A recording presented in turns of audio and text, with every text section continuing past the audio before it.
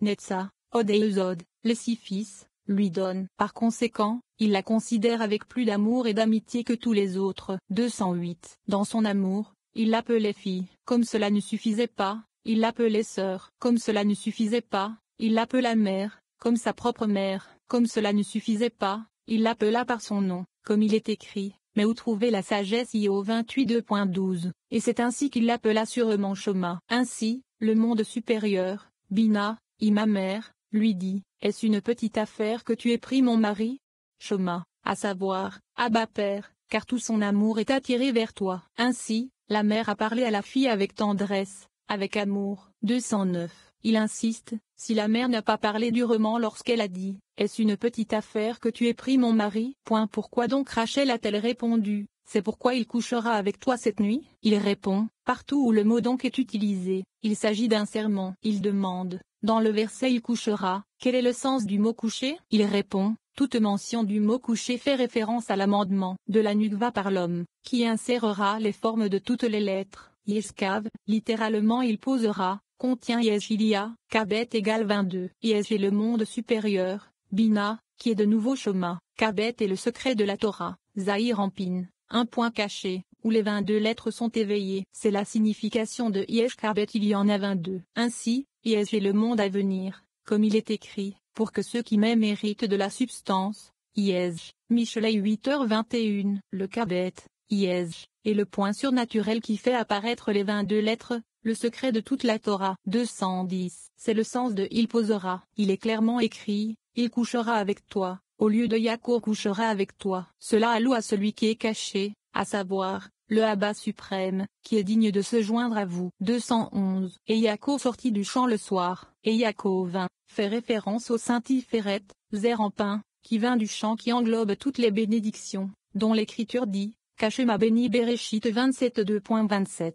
La nukva de Zahir Ampin. Pourquoi est-il écrit, le soir? Il répond, c'est comme il est écrit, et Yitzhak sortit pour méditer dans les champs à l'heure du soir Bereshit 24 2.63, c'est-à-dire que lorsque la nukva reçoit l'illumination de la gauche sans la droite, le secret de Shoma sans Chessadim, elle s'assombrit et est appelée soir. C'est à ce moment-là que Yitzhak, son père, s'éveillait vers ce champ et le tenait, car Yitzhak ne s'éveille pas vers ce champ, car il appartient à Yaakov. Le secret de Zahir Ampin. Ce n'est que le soir, après le départ de Yaakov, parce que le jour déclinait, le secret de Chassadim, et qu'il faisait nuit, qu'il laissa le champ à Yitzhak son père, le secret du côté gauche. Yaakov est ensuite monté à Bina. 212. Il est écrit, et Léa sortit à sa rencontre Bereshit 32.16, c'est-à-dire que la mère céleste, Bina, sortit à la rencontre de son fils unique, Zahir Ampin, et dit, tu dois entrer chez moi, ce qui signifie, sous mes ailes, afin que je puisse te bénir et te rassasier de plaisir et de joie suprême. C'est maintenant un temps de bonne volonté et de délices, un temps pour vous donner beaucoup de satisfaction. Pour ce chant, la nukva, avant qu'il ne soit brûlé à cause du jugement d'Yitzhak, la colonne gauche, qui illumine son chessadim de la droite, est alors considérée comme un feu brûlant. 213. Parce qu'elle reçoit Yaakov sous ses ailes, il coucha avec elle cette nuit-là, lit. Cette nuit-là il n'est pas écrit celui-ci mais bien il qui se réfère au il caché, le il le plus secret, il duquel découlent toutes les bénédictions et les sanctifications. C'est là-bas surnaturel. Il n'est pas écrit, et Yaakov s'allongea, mais plutôt, et il s'allongea, ce qui fait référence à celui qui est digne de s'unir à elle, c'est-à-dire, le Abba suprême, qui donne beaucoup à Bina. 214. Avant que le Yaakov, qui reçoit les sanctifications et les bénédictions, ne vienne sous ses ailes de Bina, le monde surnaturel n'était pas rempli de bénédictions et de sanctifications du point non divulgué. C'est pourquoi les mandragores éveillent tout, et tout est à l'image du secret surnaturel, ce qui signifie que tout se rapporte au secret supernel. Qu'est-ce que Reuven? C'est-à-dire, qu'il a nommé ainsi et a dit de lui, Reuben lit. Voir, un fils? Il répond, le Saint, béni soit-il, a donné des noms, et Shemo, dans la terre, c'est-à-dire, le Saint, bénéficie soit-il, l'a appelé Reuven, comme il est écrit, venez, regardez les œuvres d'Hachem, qui a fait des désolations, et Shamo, dans la terre Tezlim 46 2.9, fin de citrer Torah, secret de la Torah, 215. Léa alla au-devant de lui, et lui dit, il faut que tu entres chez moi. Il se demande si la phrase il faut que tu entres chez moi est impertinente. Il répond, non. C'est plutôt le contraire, car ici nous apprenons la modestie de Léa. Elle ne l'a pas dit en présence de sa sœur, mais elle s'est hâtée vers la route, et lui a chuchoté pour lui faire savoir qu'elle avait obtenu la permission de Rachel, comme il est écrit, car en effet, je t'ai embauché Béréchite 32.16 de Rachel, j'ai obtenu la permission. Afin que Rachel ne soit pas mécontente de cela, elle le lui dit dehors et non à la maison. 216. De plus, la tente de Léa faisait face à la route, et elle a laissé Yaakov entrer par l'entrée extérieure avant qu'il n'entre dans la tente de Rachel. Pourquoi? Pour qu'elle n'ait pas à dire quoi que ce soit en présence de Rachel et paraître audacieuse. De plus, Léa a dit, si Yaakov entre dans la tente de Rachel, il n'est pas juste de le faire sortir. Elle s'est donc empressée d'aller à sa rencontre à l'extérieur. 217. Il demande,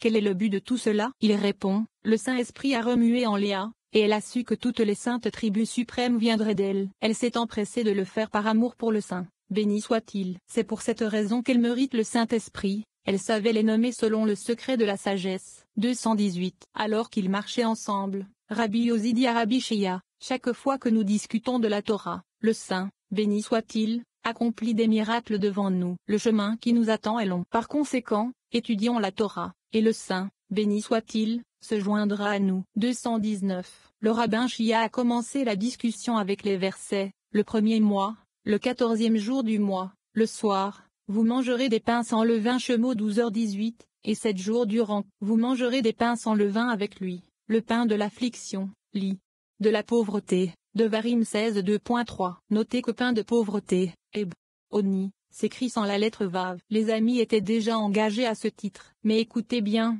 lorsque les Israéliens étaient en Égypte, ils étaient sous une puissance étrangère. Lorsque le Saint, béni soit-il, voulut les rapprocher de lui, il leur donna la note du pain de la pauvreté. Il demande, qui est le pauvre dont il est question dans le pain de la pauvreté? Il répond, c'est le roi David, dont il est écrit, car je suis pauvre et indigente. Zilim 86. 220. Ce pain de pauvreté est appelé matzah, sans la lettre Vav, Zahir Ampin, car la femelle sans le mâle est pauvre. Tout d'abord, Israël s'est approché de l'aspect de la matzah, étant le premier grade. Ensuite, le Saint, béni soit-il, les a élevés à des grades supérieurs et le mâle s'est uni à la femelle, c'est-à-dire qu'elle s'est unie à Zahir Ampin, et a reçu de lui du chassadim. Ensuite, lorsque la matzah était unie au mâle, elle était appelée précepte Mitzvah, avec la lettre Vav, car elle s'unit à Zahir Ampin. C'est le sens du verset, pour ce commandement de Devarim 32.11. C'est pourquoi, dans son premier grade, on l'appelle matzah. Plus tard,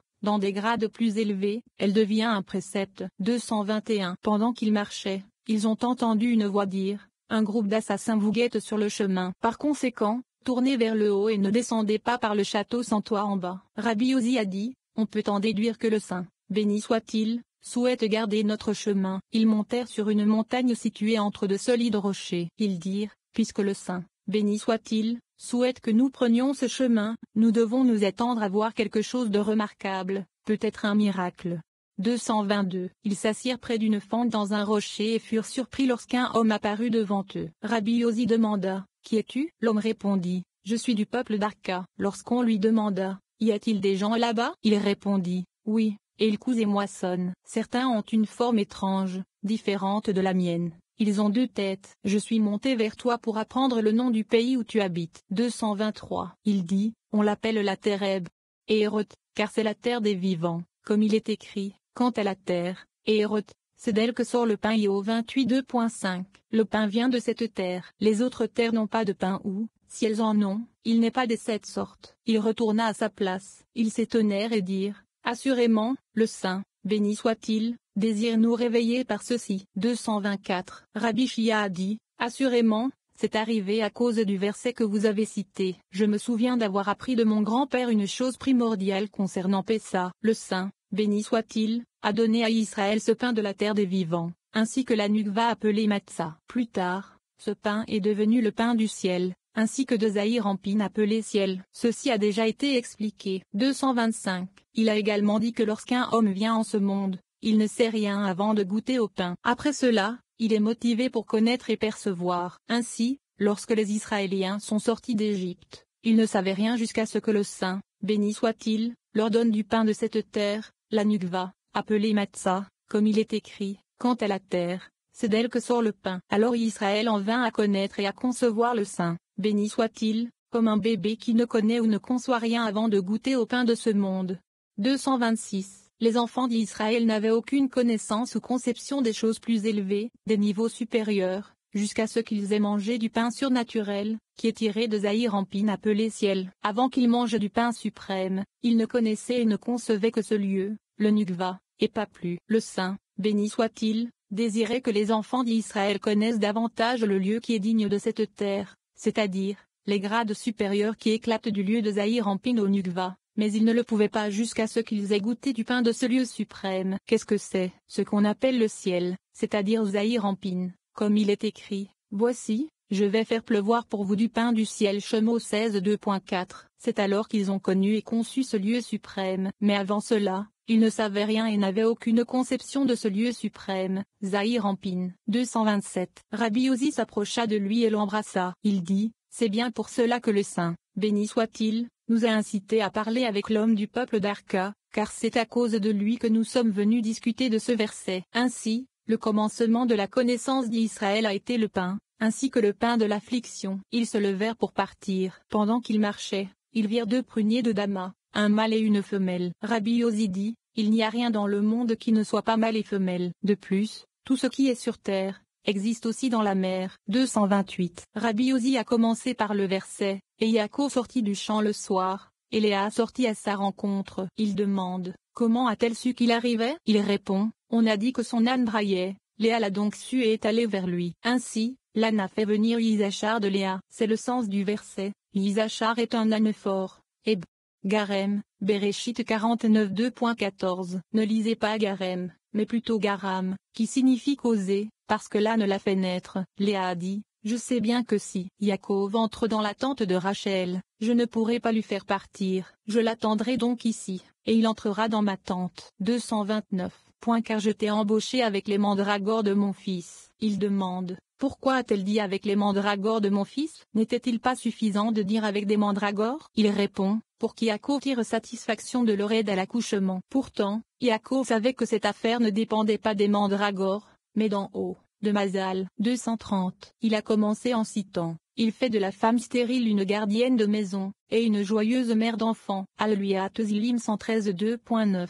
Rabbi Shia a dit, l'Esprit Saint a dit, il fait que la femme stérile garde la maison, se réfère à Rachel, et une mère joyeuse d'enfants, se réfère à Léa. Il a expliqué outre qu'il fait garder la maison à la femme stérile fait référence au monde inférieur, la Nukva de Zahir Ampin, appelée Rachel, et une mère joyeuse d'enfants fait référence au monde supérieur, Bina, appelée Li. Par conséquent, Alléluia contient les lettres de Hallelujah louange, Iudé, car le monde supérieur a été créé par le Yud, et le monde inférieur créé par le He.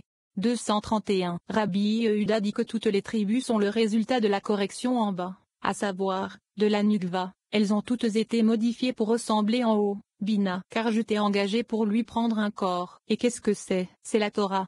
Car en effet je t'ai engagé. Ça veut dire toi, ton propre corps. Je t'ai engagé pour porter ta propre forme. 232. De là, nous comprenons que celui qui étudie la Torah hérite du monde à venir, le mochin de Bina, et de la portion de Yaakov, le mochin du Abba et du Ima supérieur, comme il est écrit, Isachar qui contient les lettres de Issachar. Il y a une récompense, comme dans, car ton travail sera récompensé, Sachar. Yirmeya 31 2.15. L'heure est l'étude de la Torah, comme il est écrit, afin que ceux qui m'aiment héritent de la substance, Yez, et je remplirai leur trésor. Michelet 8h21. 233. Parce que je lui ai donné 6 fils. Rabbi Shizukiya a dit, ils sont au-dessus et en dessous, Netzayod, et aux 4 vents du monde, Zed, Gvura, Tiferet et Uzod. Celui qui prolonge le 1 dans Kriyashma doit revendiquer la souveraineté du Saint, béni soit-il, au-dessus et en dessous, et sur les 4 directions du monde, à savoir, 1. 234. Rabbi Shizukiya a dit, il est écrit, montagne de séparation Sheur-Ashurim 2h17, et, montagne d'épices Sheur-Ashurim 8h14. Il demande, quelles sont les montagnes d'épices? Il répond, ce sont les 6 fils de Léa, qui incluent les 6 autres, Joseph, Binyamin, et les fils des maîtres. Ensemble, ils sont 12 et 6, ce qui signifie qu'ils peuvent être comptés comme étant soit 12, soit 6, car ils s'incluent les uns les autres. Si on compte les principaux, ils sont 6, mais si on compte aussi ceux qui sont inclus ils sont 12. Et Léa les préside, pour accomplir le verset, une mère joyeuse de fils. Alléluia.